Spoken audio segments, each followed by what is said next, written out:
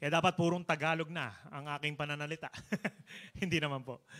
So, are you happy to be in this place? Amen. Alam ko po lahat tayo ay excited na tumanggap. Are you excited to receive the word? Sino dito ang excited na to receive the word?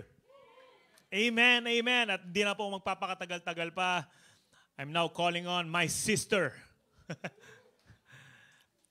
Hallelujah. Ate Rema to share with us the gospel of grace. Palakpakan po natin ang Panginoon. Amen. Amen. Pwede naman. Okay. Father, maraming salamat po sa bawat isa na naririto. Maraming salamat, Panginoon, sa inyong presensya. Na thank you rin po sa inyong pangako na kahit kailanman, you will never leave us, you will never forsake us. And I thank you, Father God, for the articulation sa bawat scripture na mabubukas. Panginoon, I pray na yun talaga yung nais mong itanim sa puso ng bawat isa. I thank you, Father, na ang aming mga puso ay matabang lupa, good ground wherein may tatanim ang salita ng Diyos which lives and abides forever. I thank you, Father, for the presence of the Holy Spirit, our great teacher, great comforter, the one who will minister to us. And I declare that these people are the sheep of your pasture because you truly, absolutely love them. In Jesus' name, amen. Now we have 140 slides. So, tingnan natin kung anong gagawin ni Lord. Yeah, ang aking title ngayon or topic ngayon ay plot twist. Anong meaning ng plot twist? Sino sa inyo po yung mahilig sa mga ganyang klase ng mga movies? Na mga K-drama, ganyan. Na gusto mo yung nag-iisip ka, tas hanggang sa dulo, akala mo matatalo na yung bida, yung pala, whoops, plot twist. Now, the Bible has so many plot twists. And to give you the definition of it, I was not able to write it down there sa ating mga, sa slide. Kalahin mo sa dinami-rami ng slide, di mo pa nailagay ang definition. Ang definition nito ay surprise. Turn of events. Turn around. Change, pagbabago. Unexpected ending. Now, tingnan natin, this happened in the children of Israel when they were taken captives. This Psalm 126, ito yung pinaka-konteksto nito, Psalm 126. Let's look back to when the captives, the Jews, bumalik sila sa Jerusalem after their long exile from Babylon. They suffered so much. Slide number 4. They suffered so much and now, suddenly, sabihin natin, suddenly, you will have your suddenly. May nakita ako mga meme. Magkakaroon ako ng plot twist ng taon. Ngayon tayo may ganun. But I'm telling you, what the enemy meant for harm, God can turn around for good because you are a child of God. Before that, let me open to you that particular scripture, slide 67. Let this be a seed that will be planted in your heart. Nagmamadali ako magsalita kasi napakarami nito. 67, and we know, alam mo ba? Alamin natin that God causes everything to work together for the good of those who love God.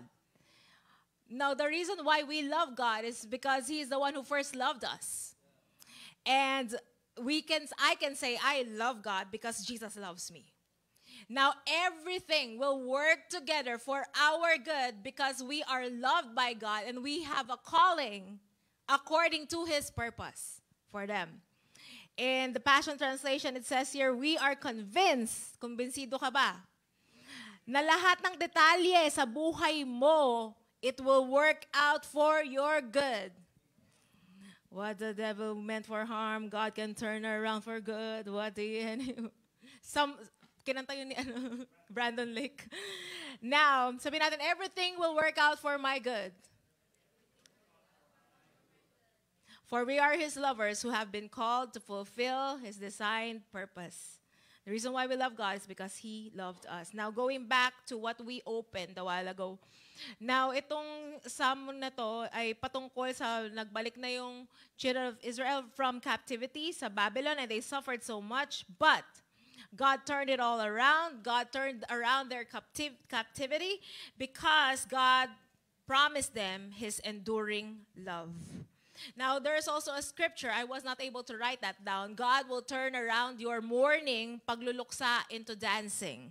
Your sorrow into joy. Your ashes, God will replace with beauty. Now, alam natin to, when the enemy did something and tried to steal away Adam's identity and all that stuff because of sin, for with one man's disobedience, sin came and death came and all that stuff. But, turn around, how much more? How much more? Those who receive abundance of grace and the gift of righteousness, we shall reign in life by one Jesus Christ. That's a plot twist. Na man could have been condemned, could have died, could have been separated unto God, but God made a way. And God redeemed us by His grace. He took us out of darkness, translated us into the kingdom of His light. He took our death. He used death to take our death and give us eternal life. Now, yun yung the great plot twist. Mamaya na yun. Now, balikan natin Psalm 126 verses 1 to 3. In the Passion Translation, parang nananaginip, parang panaginip lamang ang nangyari. Kasi matagal silang nasa bangungot. Ngunit, slide number 3, it was like a dream come true when you freed us. Magkakaroon din ng katapusan ang bangungot mo. Amen. You would have good dreams now. It will be like a dream come true when God freed us from our bondage and brought us back to Zion. Zion, a picture of the church. At dati, they were in bondage, they were in slavery, they were mourning, they were in toiling. What happened? We laughed and overflowed with gladness. Church, it's time to laugh. Woo! It's time to rejoice and overflow with gladness. Because you're not operating from your own joy. You're operating from the joy of the Lord, which is your strength. The joy of the Lord, which is the joy of Jesus that will enable you to endure whatever you're going through. We were left shouting for joy and shout for joy. Sing His, dito ata nakuha yun na, lift my voice unto the Lord. We were left shouting for joy, singing your praises. All the nations saw it and joined in saying, the Lord has done great miracles for them. In Jesus' name, receive the finished work of the cross. Actually, that's the greatest miracle of the Lord, His finished work. You are a miracle from God. You are the masterpiece of God. You are the finished work of the cross. Yes, He did mighty miracles. And what is the result of the work of the Lord? We are not just joyful, overjoyed. I declare overjoy sa buhay nyo. Ang pangalan ko, Rema, overjoy you. Amen. Woo, God can turn things around. Now, slide number 5. What looked like a hopeless situation was actually a setup for divine restoration. When God turns things around, it will feel like a dream, too good to be true, and yet it is true. That's the gospel of God. It's the too good to be true news. How did God turn things around for your life? Only grace can turn things around in your life. Only God's grace can do it. Now, let's look at one plot or one story in the Bible. Okay. Tingnan muna natin yung iba't ibang, kasi ang dami talaga nitong nilagay ko. I pray magkaroon kayo ng appetite na kainin lahat to. Now, slide 125. 24 muna. Plot twists pa more kasi ang dami nito. Slide 125. Tingnan na natin. 125. Alam natin yung storyang to, si Naomi at si Ruth, na kung saan naging balo, parehas. Pero the widow, yung dalawang balo na nawala lahat sa kanila, became the great-great-grandmother of David through a foreign daughter-in-law. Now, Naomi became a great-great-grandmother of David through a foreign daughter-in-law who was united to Boaz.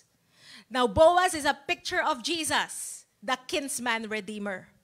Now, I don't have time to go through that, but that's one illustration na kung sa lahat ng nawala, lahat ng naghirap sila doon sa Moab, naghirap sila sa lugar na yun. Moab ba? Doon ba sila nagpunta? Naghirap sila, ini-restore lahat ng Panginoon. Dahil sa picture ni Jesus na si Boaz. At dahil doon, nakasama pa sa lineage si Ruth na actually outsider siya. Si Ruth na nagda-drive na. Yes, Ruth Faye. Well, si Ruth dito sa Bible, she was from a country na cursed. Supposedly, they have no right to be a part of the lineage of Jesus, and yet the plot twist is the grace of the Lord turned it around because she simply placed her trust in the living God. She simply placed her trust in the favor of the Lord. Now, second, nalaglag ang aking, tenga. Nalaglag ang aking earring. Anyway, ang next na plot twist, alam natin, prodigal son. Supposedly, dapat pinagbabato na siya dahil under the old covenant of law, when someone is rebellious, I think we've read that somewhere, like, actually both of them, the younger son and the elder son, both of them rebelled. So under the law, ang dapat na gawin ng tatay nila, dalhin sila sa elders at pagbabatuhin. Yun ang dapat na ginawa sa law. Pero imbis na dalhin sila ng tatay nila para husgahan sa elders upang mabato, itong prodigal son, hindi bato ang natamo, kundi yakap at halik ng kanyang ama. At ibinalik siya sa kanyang katayuan at ipiniramdam sa kanya na siya hindi katulad ng mga slave. Kasi sabi niya, Tay, gawin mo na lang akong one of your hired servants. Yun yung na-practice niyang speech. And yet, the father did not allow that. The father reinstated him sa kanyang identity bilang son. Now, the rebellious son who squandered his inheritance was welcomed home with a feast instead of rejection. So, restoration at party ang naganap para sa kanya. Pinagdiwang pa siya. Grabe. Plot twist. Now, Lazarus, supposedly nanghihingi lamang ng dasal ang mga magkakapatid na si Mary, Martha, dahil ang kanilang kapatid na si Lazarus ay may matindi at malubhang sakit. Ngunit, minarapat ni Jesus dahil Jesus is led by the Spirit. He operated here as somebody led by the Holy Spirit. So, hindi agad-agad nag-react si Jesus sa balita na pumuntahan agad si Lazarus. It took him around 4 days until he went. Now, what happened was after 4 days, Lazarus perished or died. But the plot twist is, he did not remain dead. Because when Jesus came in the scene, sabi niya, Lazarus, come forth! Woo! Alam mo, kaya sinabi ni Jesus yung pangalan niya, kasi pag sinabi niya lang comfort, lahat ng patay mabubuhay. So, kailangan specific. So, the famous scripture, Jesus wept. And yet, sabi niya, I am the resurrection and the life. So, sabi niya, Lazarus, come forth. And then, he rose up, and then sabi ni Jesus, roll away the tomb, roll away the stone, dahil hindi na bagay sa buhay ang mapailalim sa bato. What's that bato? A picture of the law. At hindi na rin nababagay sa kanya yung grave clothes. What's that picture of? Bondage, sin. Hindi niya na yun bagay na damit. Hindi niya na identity yun. Sabi niya, unwrap him, lose him, and let him go. Woo! Amen. Plot twist. Did not remain dead. He did not remain sick. He became so alive. Now, ano pang bigyan na mga example? Okay. Now, children of Israel, when they were walked out from Egypt, they faced a lot of trials. Behind them, nandun yung chariots upon chariots of Egyptians and trying to hinder them from yung pag-step into sa pangako ng Diyos sa kanila. Now, in front of them, may malaking balakid din. And all around them, there's the desert. So in front of them, there's the sea. Behind them are the Egyptians. And all around them is the desert. Where will they go? Let me tell you this. Isaiah 43 verse 19, I am doing something brand new. That's from the Lord. Something unheard of. Even now it sprouts and grows and mature. Don't you perceive it? I will make a way in the wilderness. Akala ng mga Egyptians, kaya nilang i-overcome ito, but God, God, hinawi niya yung Red Sea. And if you would look at it in the scripture, in the interlinear, Moses, tinaas niya yung staff niya, and staff, nandun yung salitang Aleph Tav. And then, nahawa yung Red Sea. It was Jesus who split the Red Sea. It was Jesus who made a way in the wilderness and opened up flowing streams. So sa gitna ng desierto, God will cause you to flourish. When there's an economic downturn, do not associate with that. Do not even associate with the economy of the Philippines. You are associated with the economy of God. My God will supply all your needs, according to His riches in glory by Christ Jesus. Are you getting what I'm saying? Amen. Now, so many times we get so caught up with what's going on around us. But I want you to know what went on inside you instead of what's around you. Because Christ is in you. There's always hope because you have Christ living on the inside of you. And the hope that you have, hindi ka madidisappoint because the love of God has been shed abroad by the Holy Spirit. What do you have? Who do you have inside you? You got the Holy Ghost. There are things that may cause distress. There are things that may cause around you depression. That could try to move you, but you got the Holy Ghost. You are anointed with the Holy Spirit. You got Jesus in you, and the joy of the Lord is your strength. One time I was, crying, and then I realized, hey, I gotta look inside me. I gotta dig deep. I should not allow what's going on outside me to affect me. I got to look at who is inside me and let who is inside you affect what's around you. Now, see, Holy Spirit, He has the joy. When you're sad, when you're down, when you're depressed, He has the joy and you won't remain down.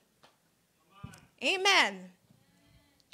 Now, okay, balik tayo sa 127. The sea that was a dead end became, grabe, dead end na, naging daan. Woo! Amen. Esther, orphan girl, became queen and all that stuff. Samson, he thought na sobrang disqualified na siya kasi nagpabihag siya kay Delilah back then it was still under the old covenant, so the Holy Spirit can come and go. So what happened was with kasi he has a Nazarite vow. So with the hair, nung kinot off to, like even his power was gone. But, slide 129, the blind, defected warrior destroyed more enemies in his death than in his life. What happened was, sabi niya, God, like, give me this chance, like, allow me to, dito sa dalawang poste, ilagay mo ako sa dalawang poste. What is that a picture of? Jesus. It was a picture of Jesus. Besides two people hanging on the cross, and then sabi niya, He destroyed the enemies more in His death. That's happened. When Jesus died on the cross, in His death, all our enemies have been destroyed. Now, those are examples na mga one-liner lang kasi napakarami sa Biblia and time. Okay. Now, tingnan natin isang example. Now, let's dig deep into this. Slide number 6. Jacob and Joseph. Now, sa Jacob, ang nangyari, Jacob would be the tatay of Joseph. Sino sa inyo familiar sa story to? Jacob had 12 sons, and then he had 2 sons from the woman that he loves. He loves Rachel. And nung night ng wedding, dinaya siya ng tatay niya, pinadala si Leah. And it's a sad story in the case of Leah because she kept striving all throughout her marital life to gain the love of Jacob, and yet never. Anyway, what happened was like si Rachel, nagkaanak, ang pangalan ay si Joseph, and obvious na medyo na mas napapaboran si Joseph And dahil sa ganung klaseng treatment, nagkaroon ng parang mga factions and strife within the family. Because ang nangyayari, si Joseph, taga-sumbong ng kanyang mga kapatid. So sabi niya, tay, si kuya, ganto. Sino ba namang matutuwa? Lagi ka sinusumbong ng kapatid mo. Kaya siguro nainis na yung mga kapatid niya. Well, nagumpisa si Joseph na medyo may pagkamayabang. Pero na-refine yung character niya eventually. Lalo na nung nagkaroon pa siya ng dream na lahat magbabaw sa kanya. Abay, maling timing, kinuwento niya sa kapatid niya, sa tatay niya, lahat kayo magbabaw sa akin. Nagagalit na nga, diniin mo pa talaga. So, nangyari, balak siyang paslangin ng mga kuya niya, buti hindi natuloy. Ang nangyari, sabi nila, walang mapapala kung papaslangin natin to. Pagkakitaan na lang natin siya. Itapon muna natin sa balon. So, slide 7, sabi ni Judah, kapatid niya, kuya niya, and said to his brother, ano bang makukuha natin by murdering our brother, covering up his blood? I have an idea. Ibenta na lang natin si Joseph sa Ishmaelites.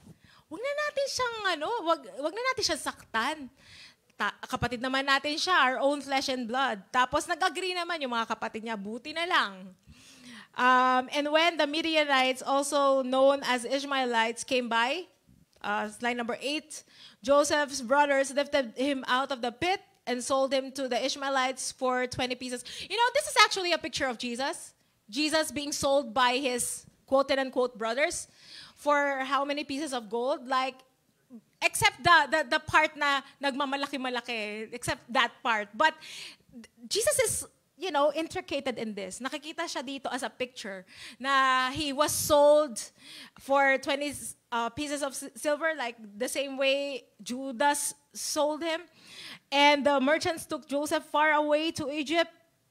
Later, but what was meant for evil sa buhay ni Joseph, he was sold as a slave, God turned it around for good.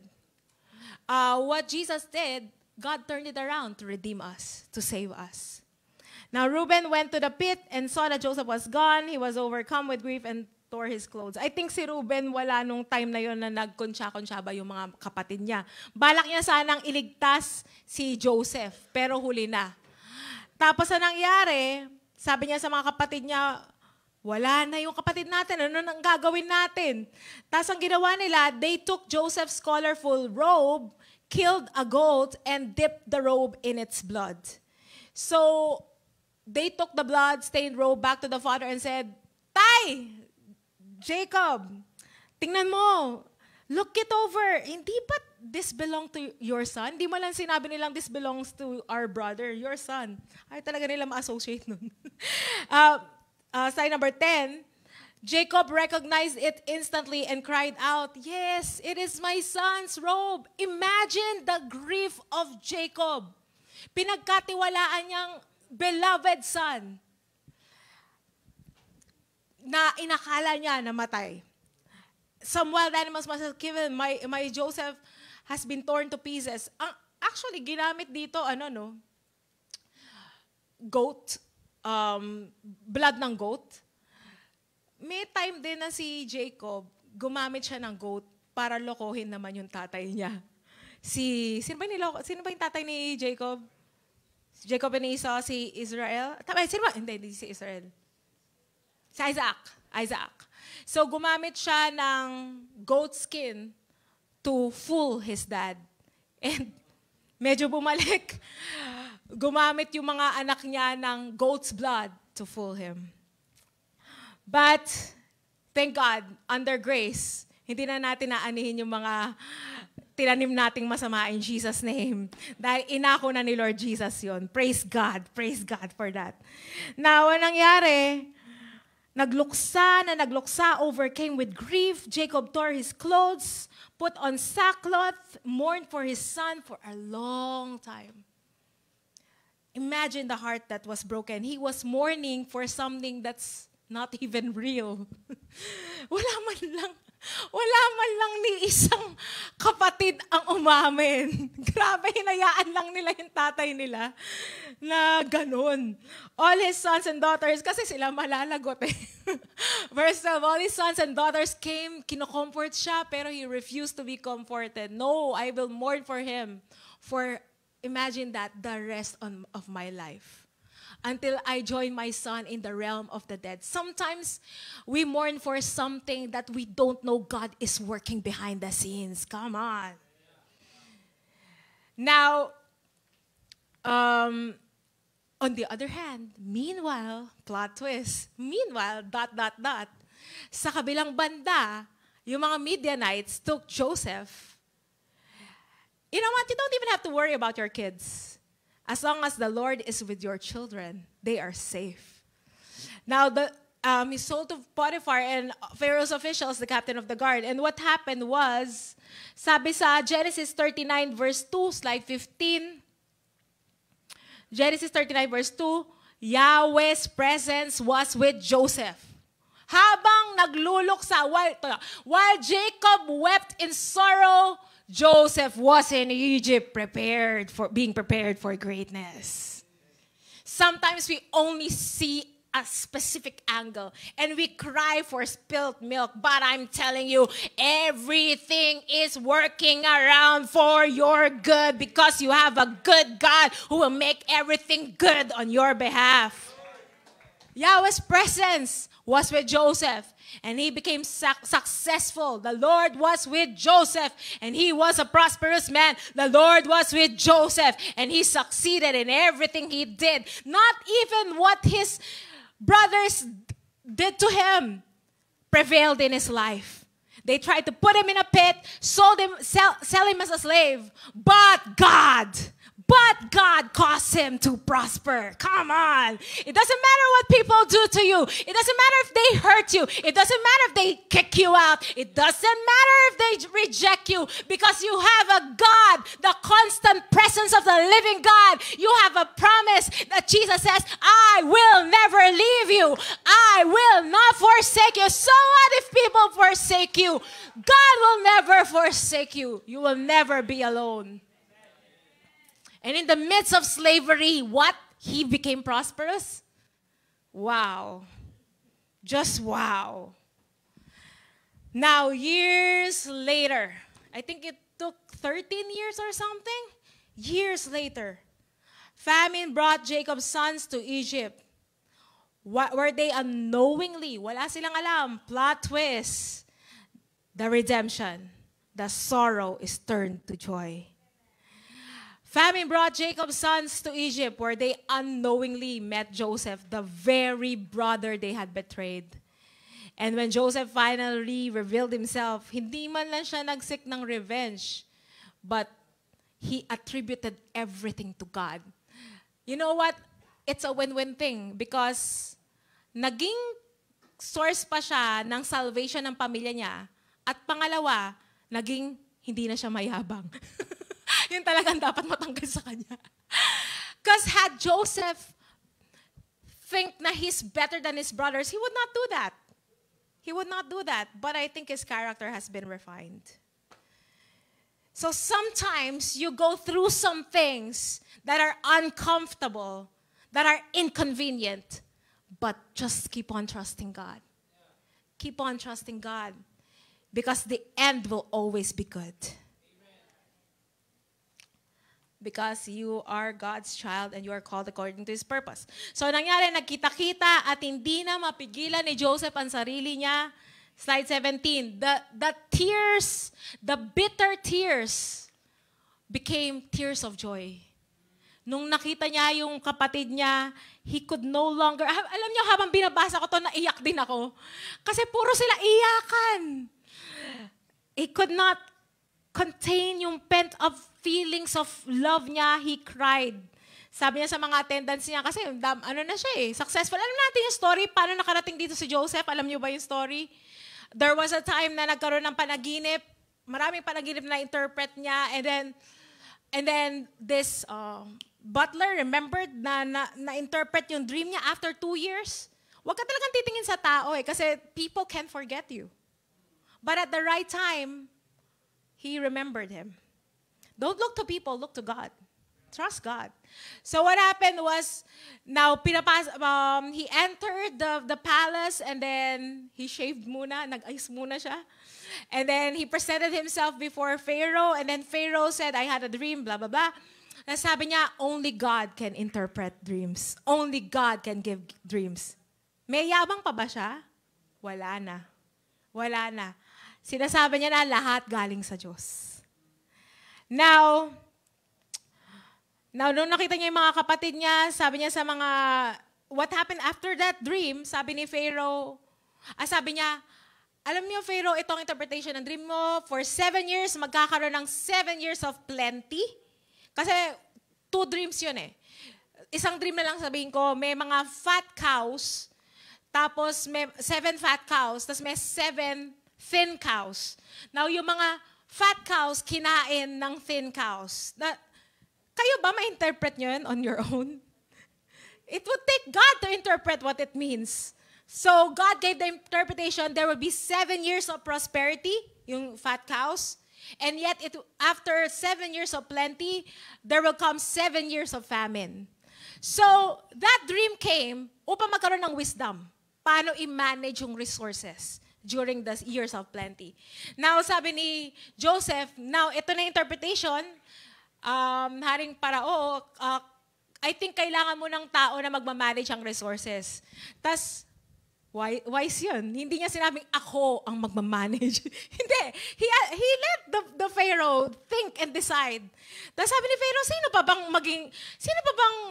may espiritu ng Diyos? Sino pa bang may wisdom na tulad mo? Ikaw na. Di ba? He did not self-promote himself this time. He let God promote him. So, ang nangyari, na-promote siya into a position next to actually, ang term niya, he was fathering. Siya pa naging father ni Pharaoh. Naging advisor ni Pharaoh. Now, anyway, he began to weep loudly. So, rinig na rinig yung pagtangis niya, pati Egyptians na rinig yun. Sabi niya, in Hebrew, I am Joseph. Is father still alive? Tapos nakakatuwa. It's like a picture of Jesus. After his death, burial, and resurrection, hindi niya sinabi, kita ko yung mga nagpako sa akin. Hindi niya sinabing, kayo tumakbo, Peter?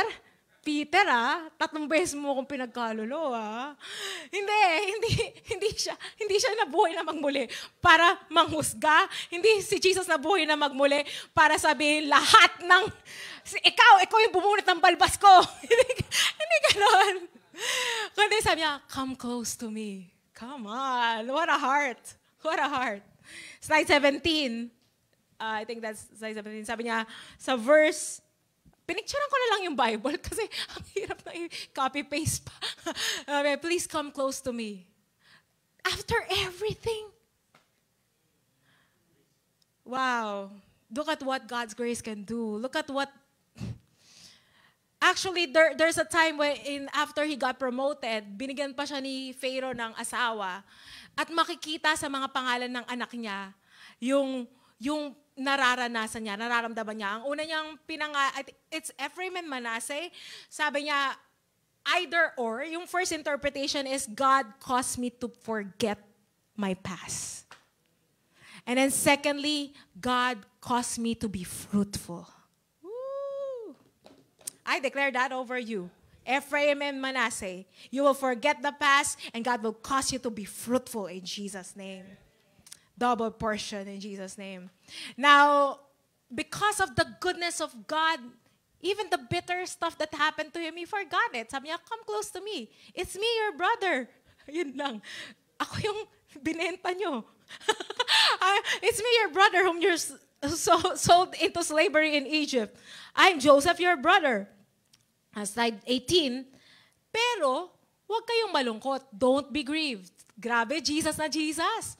Huwag niyong sisihin ang sarili niyo. Dahil sinel niyo ako dito. It was God who sent me here ahead of you. It's so picture of Jesus. Come on.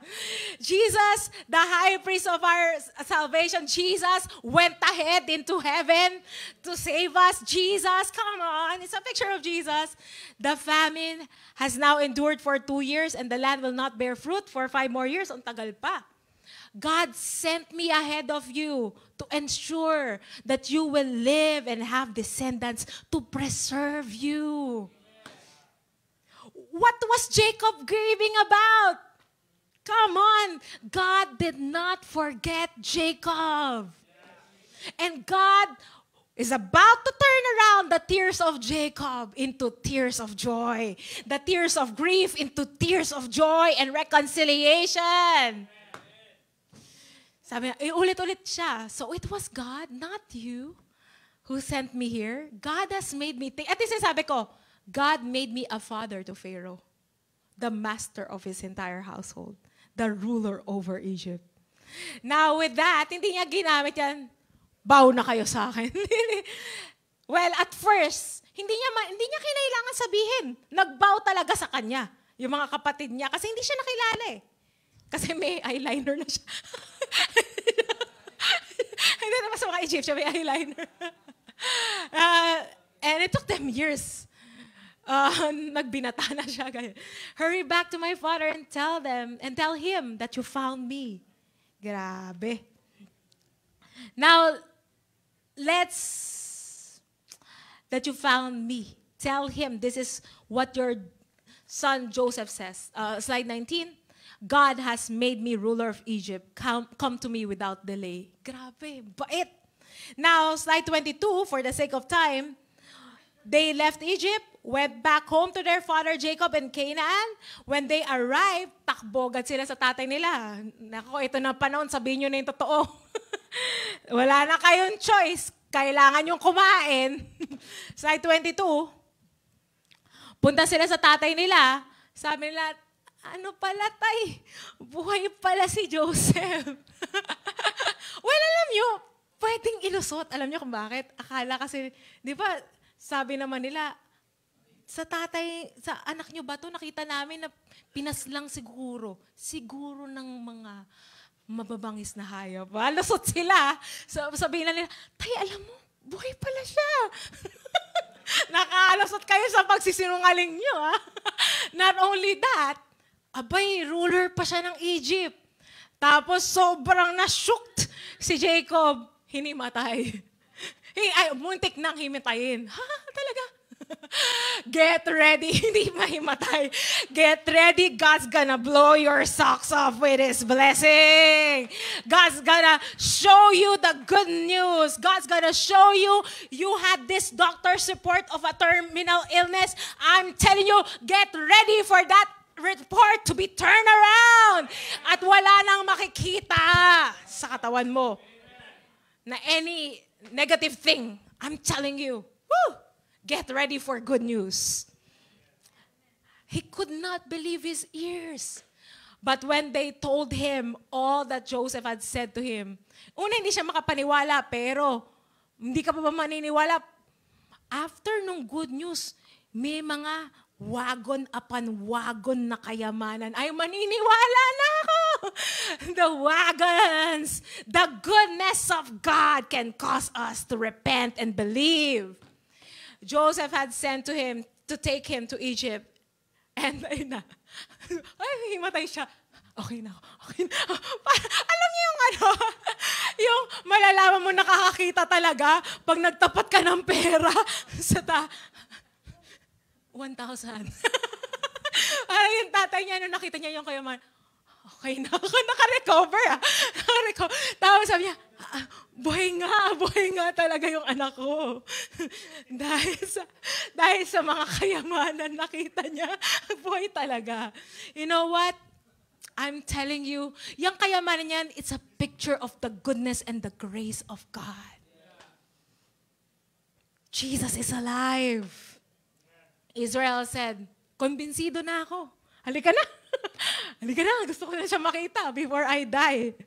Now, slide 23, Israel packed up all that he had, went to Beersheba, and where he offered sacrifices to the God of his father Isaac. Nakakatawa si God, no? Kinonfirm pa ni God sa kanya.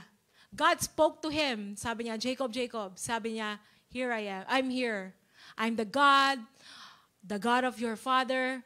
Do not be. So apparently, God knows what's going on. Kasi parang, sure ba tayo dito? Pupunta tayo sa Egypt, ganyan-ganyan. Na yung ewan ko si Simeon ba yun yung parang, basta, Simeon ba yun? Yung parang pinastay muna. Tapos, ganyan. Basta may mga strategy naganap.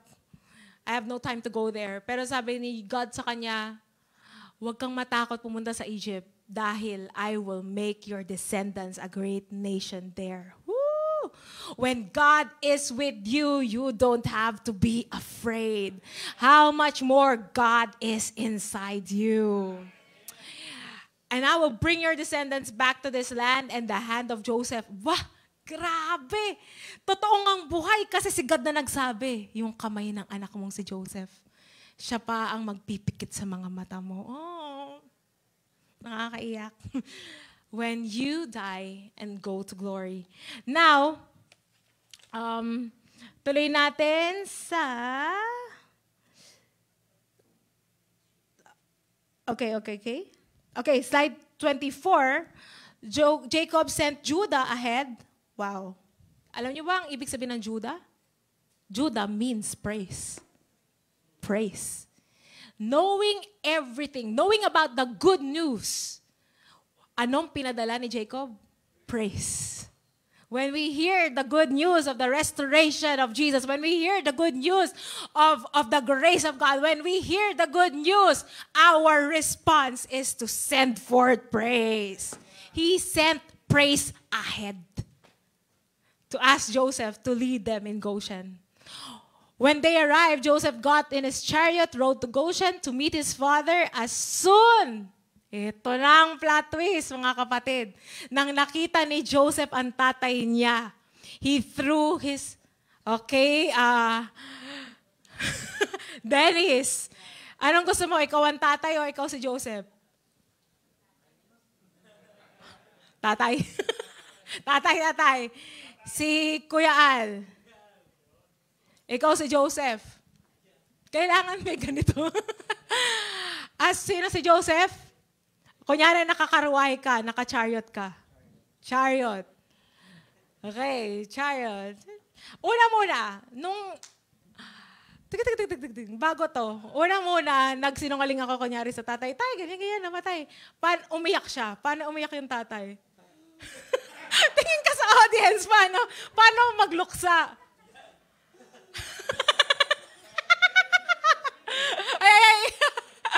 Pero yung pagluluksa mo, after so many years, God will turn it around. Iba nang iiyakan mo. Hindi na kamatayan ng anak mo. Dahil as soon as Joseph saw his father, nakita mo tatay mo, lumapit siya, he threw his arms around his father's neck and wept for a long time. Iyakan kayo.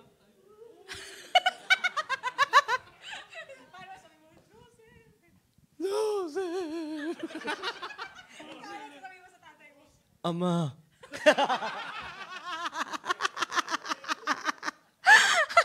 Ay, may linya ka. Okay na, pwede na ako mamaya pa dahil nakita na kita, nabuhay ka. Ay, ba't kinilig? Father and son. Okay na, pwede na akong mamatay. Mamaya pa. Mamaya pa.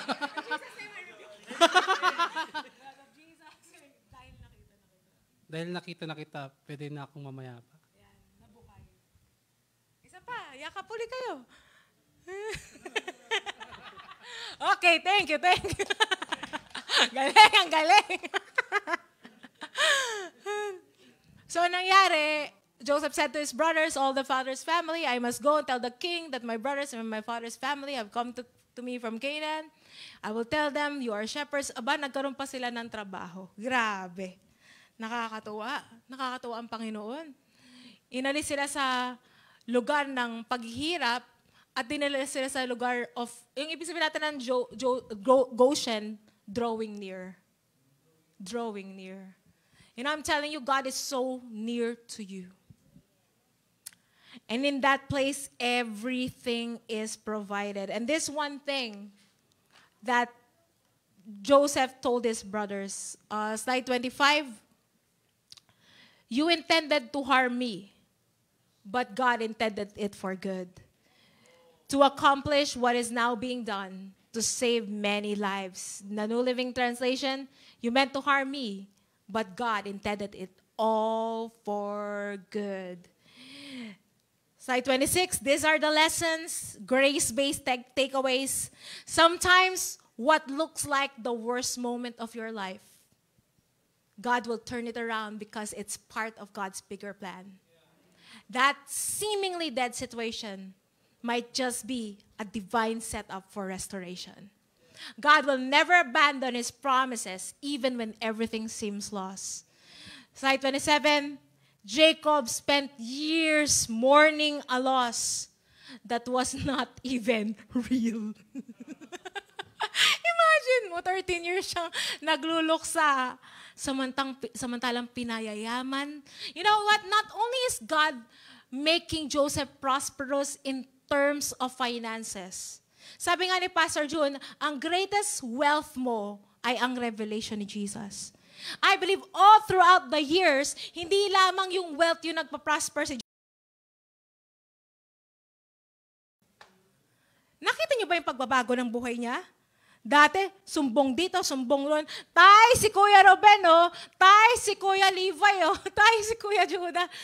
But it changed. He was mature. Na dati siya, self-promoting siya. And then, nag-iba talaga. Kung mamarapatin ni Pharaoh, maghanap kayo nang nakikita mong pwedeng mamahala dito. Hindi niya na prinopromote sarili niya. Ang mga panaginip, galing sa Diyos. Ang interpretasyon, galing sa Diyos. Tapos laging yung bukang bibig niya, ang Diyos. Nag-iba na siya. Sinasabi niya sa mga kapatid niya, God, it was God. There was a huge change. So God is working things out for the good.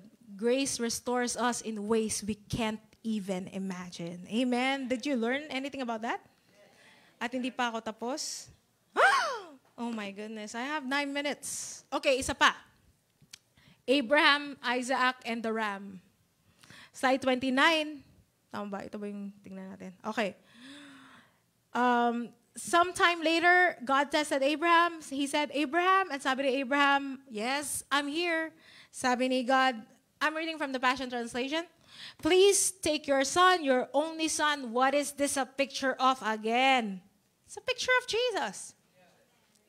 Your only son, Isaac, whom you dearly love. Go to the land of Moriah, offer him up. I think Moriah, along the mountain ranges of Moriah, you would find Mount Golgotha, wherein dun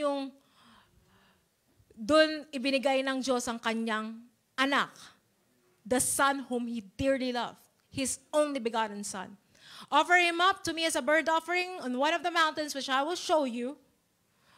You know, Abraham would not actually, sabi sa ibang text, hindi sinabi ni Abraham kay Sarah. Sabi sa ibang historical text, chismis yan. Hindi niya nakinento kay Sarah kasi baka pigilan siya ni Sarah. Uy, saan matadalhin anak ko? Sino ba naman nanay ang gustong na maano yung anak niya? Kaya umaga pa lang. Tapos, I believe Abraham had a revelation just in case. Just in case. It's written in the Bible. Just in case, matutuloy yung pag-offer ng anak niya.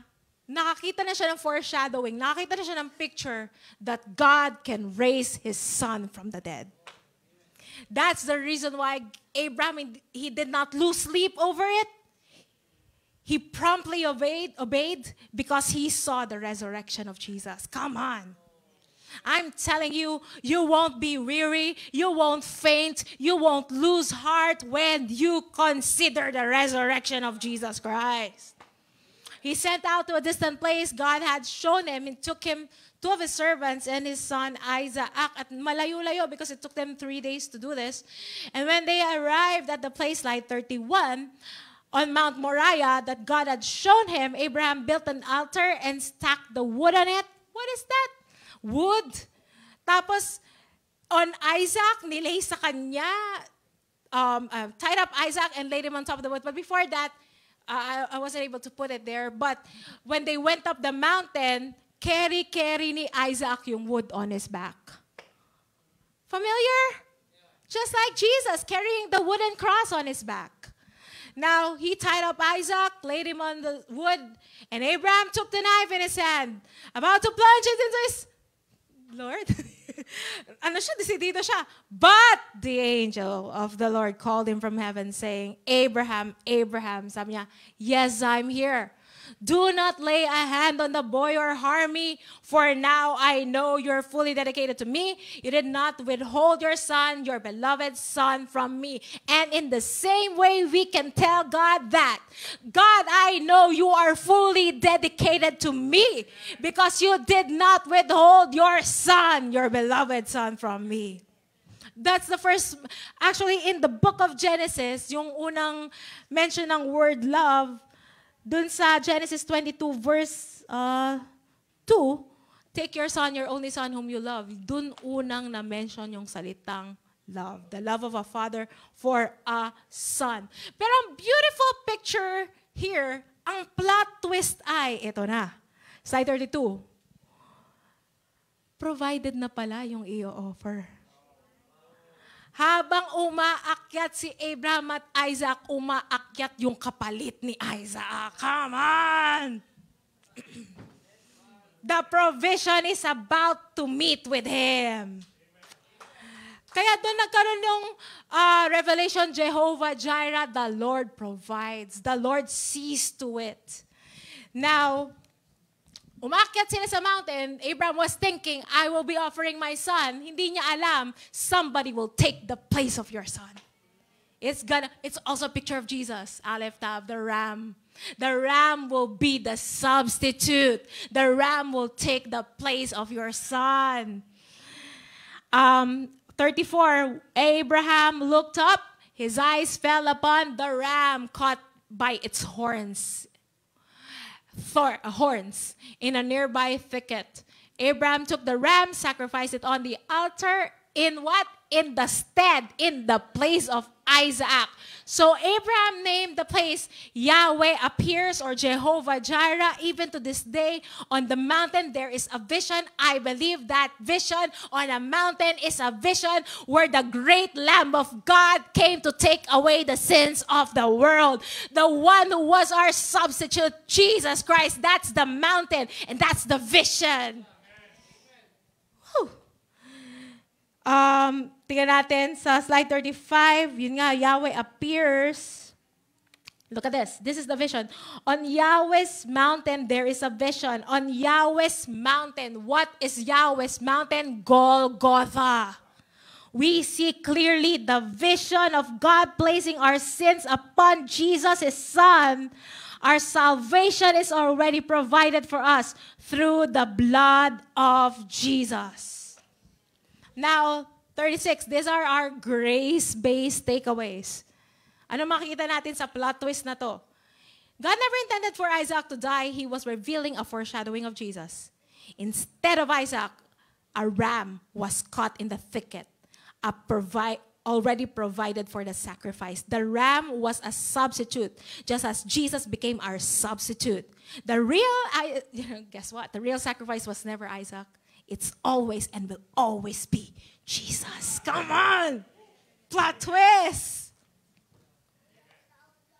Amen. Are you learning stuff?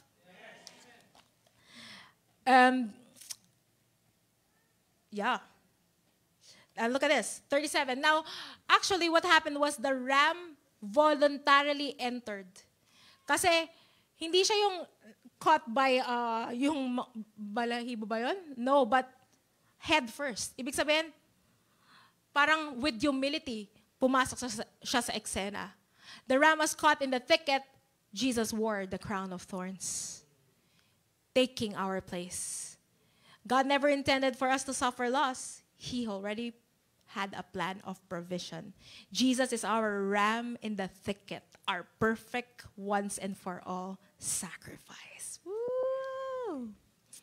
Now, I have so many things here, so many stories like one story, si Haman, gumawa siya ng pangbitay para kay Mordecai.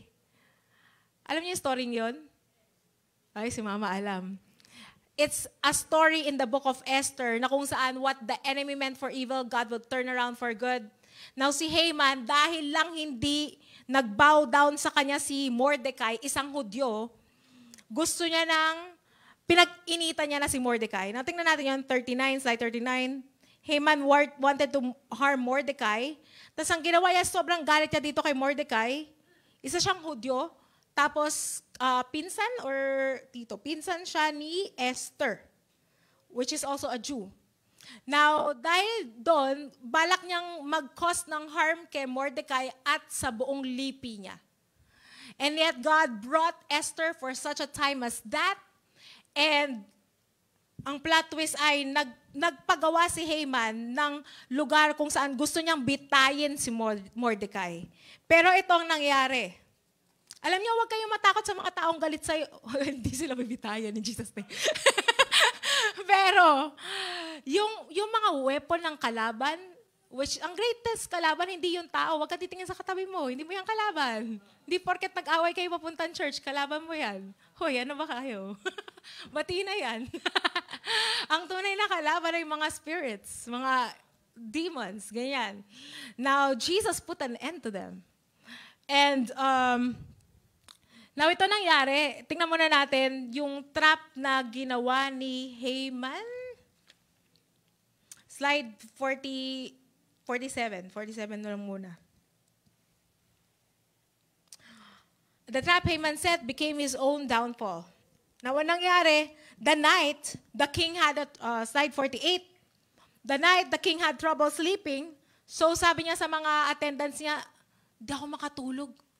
Kuha kayo ng libro, basahin niyo yung history. Ayan, Bible. Ay, time na. Okay, nabigyan niyo akong time or wag na? Tapos na.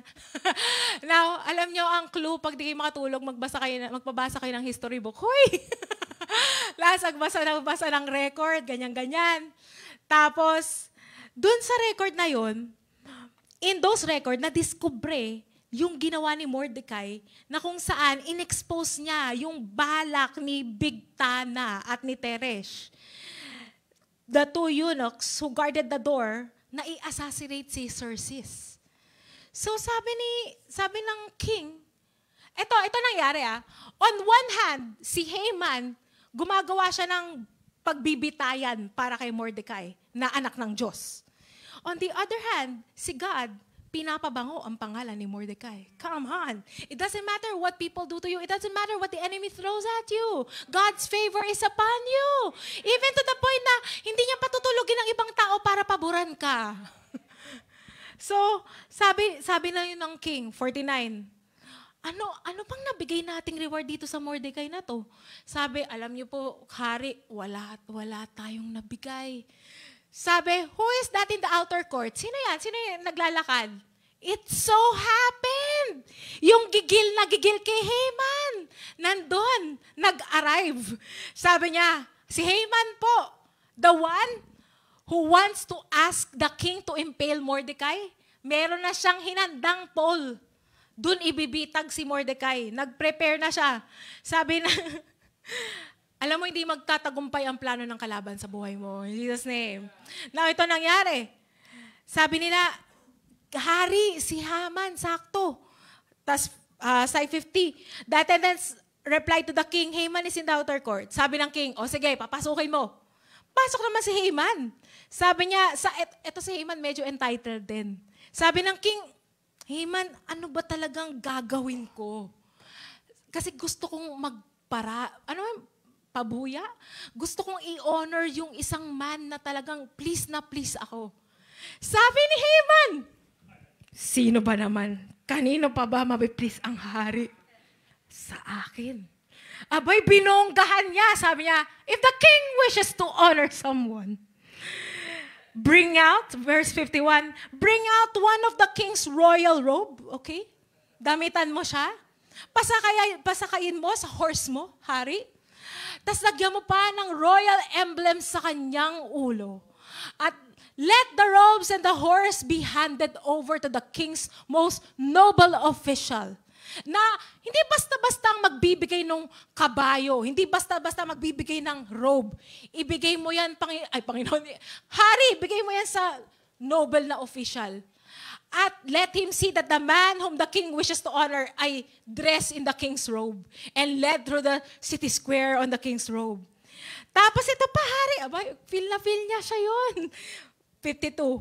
Have the officials say as they go, this is what the king does for someone he wishes to honor.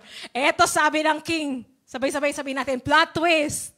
Plot twist. Sabi ng king, excellent! Ikaw nobleman ka, Haman.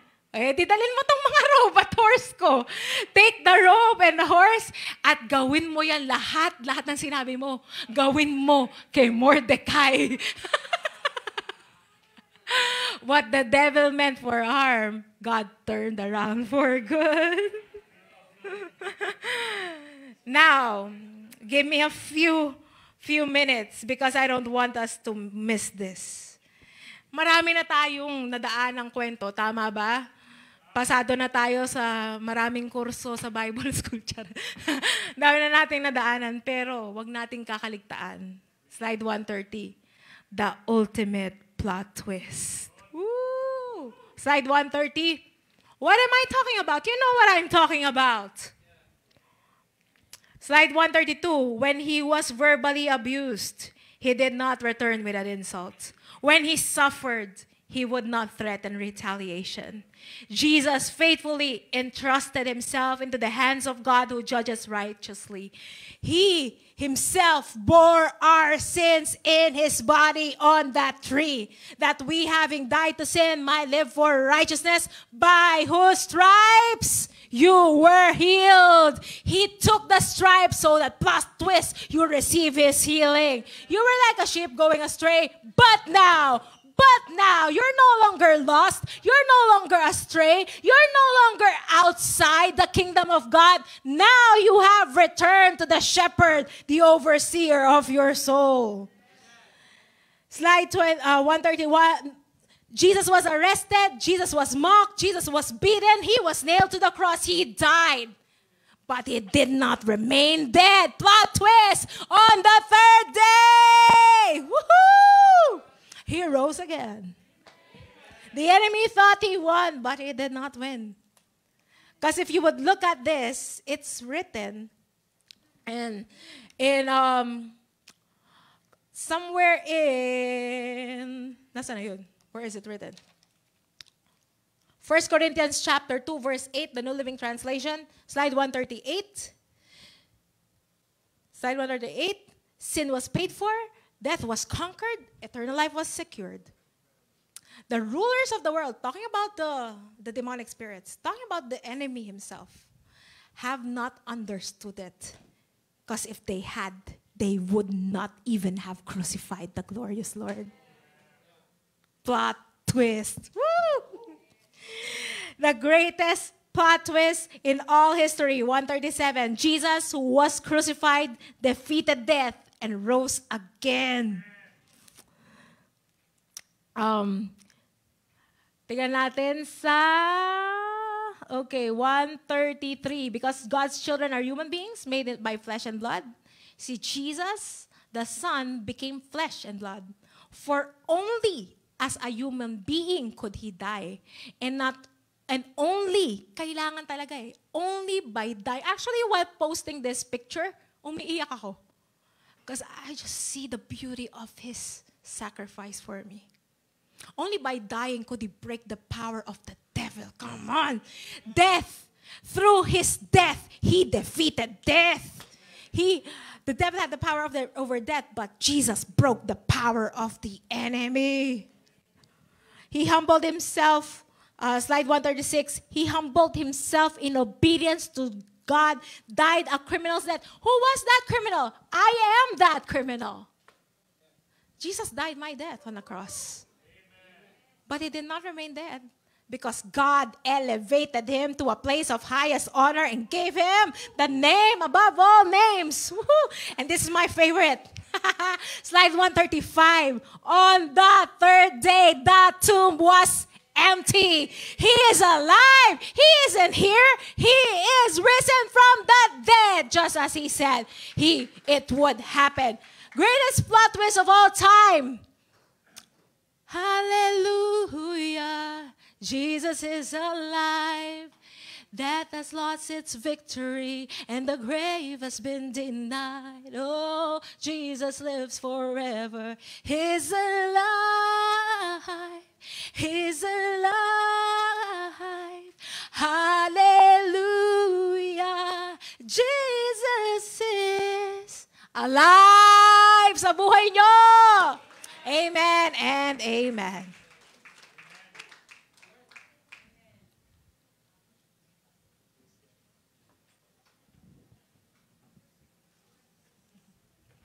Amen. Palakpakan natin ang Panginoon. Si Jesus ay buhay. Amen. Jesus is alive. Thank you, Ate Rema, for that powerful message.